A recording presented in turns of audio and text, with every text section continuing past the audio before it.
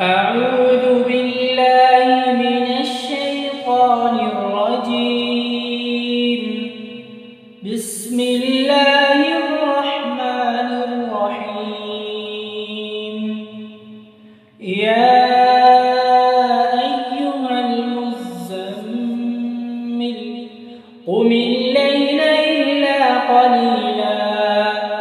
نصفه أو انقص منه قليلا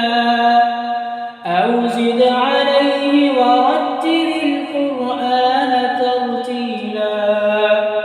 إنا سنلقي عليك قولا ثقيلا إن ناشئة الليل هي أشد وطئا وأقوم قيلا إن لك في النهار سبحا طويلا واذكر اسم ربك وتبتل إليه تبتيلا رب المشرق والمغرب لا إله إلا هو فاتخذه وكيلا واصبر على ما يقولون واهجرهم هجرا جميلا وذرني والمكذبين أولي النعمة ومهلهم قليلا إن لدينا أنكالا وجحيما وطعاما ذا غصة وعذابا أليما يوم ترجف الأرض والجبال وكانت الجبال كثيبا مهيلا إنا أرسلنا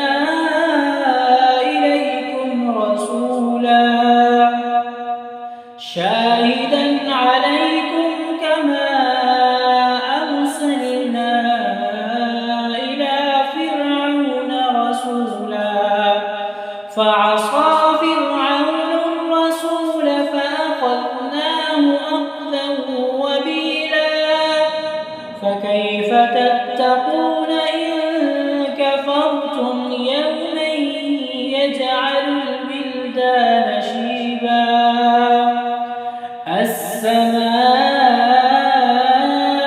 السماء منفطر به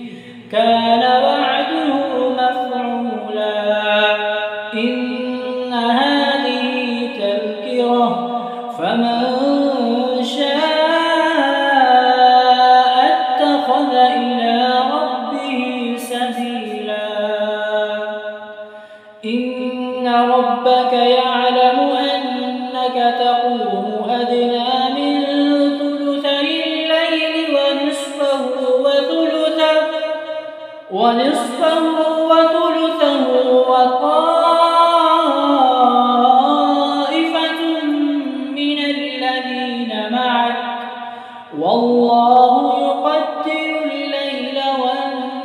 والنهار علم أن لن تحصوا فتاب عليكم فاقرؤوا ما تيسر من القرآن علم أن سيكون منكم مرضى وآخرون يضربون في الأرض يبتغون من فضل الله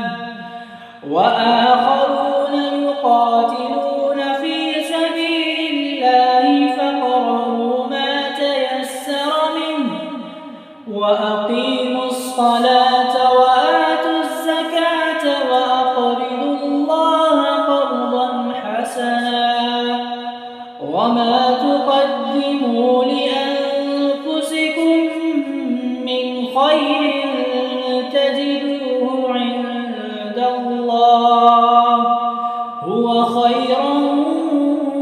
وأعظم أجرا واستغفروا الله